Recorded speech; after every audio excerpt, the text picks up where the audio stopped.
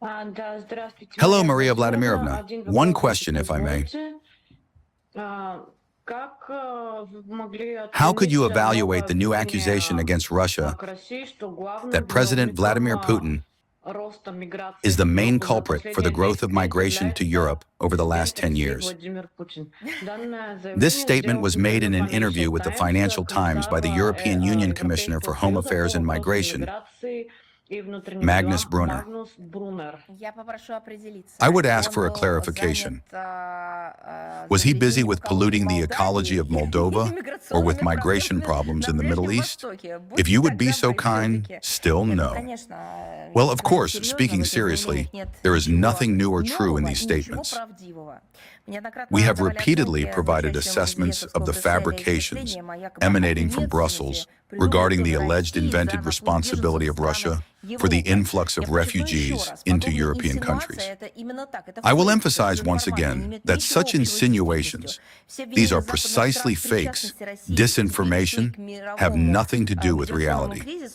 All accusations by Western countries of Russia's involvement, now also in the global migration crisis, are nothing other than an attempt to evade responsibility for what has been done, to find those to blame, those guilty for current problems caused precisely by the failure of their own Western migration, doctrines, policies, and actions.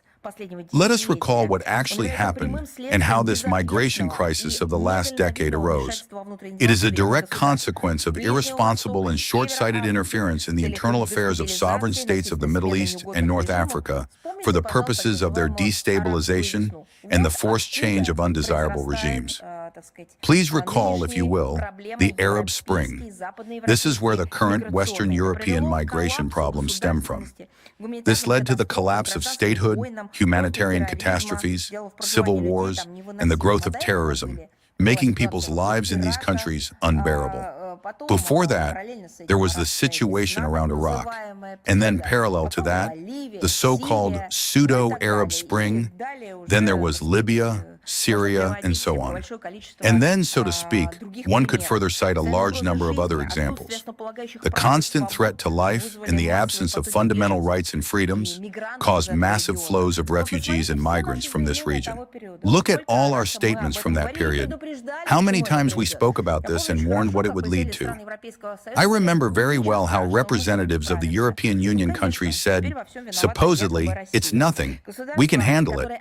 Well, of course, now, allegedly, Russia is to blame for everything.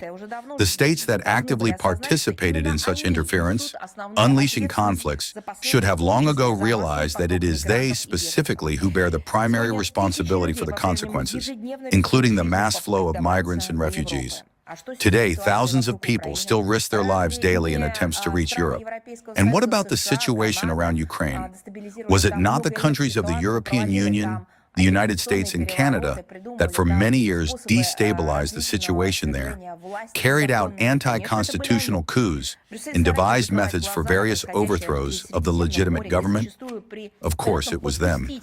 Brussels diligently closes its eyes to what is happening in the Mediterranean Sea, where often with the connivance of the border services of the respective European countries, hundreds of migrants continue to die annually. At the same time, cases of pushing out potential asylum seekers and denying them entry to the territory of European countries are recorded.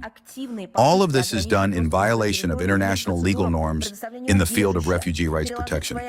Certain European capitals are making active attempts to restrict access to their territory or to asylum procedures, as well as to shift their responsibilities for providing asylum onto other countries, which has repeatedly drawn the attention of specialized international structures, such as the Office of the United Nations High Commissioner for Refugees.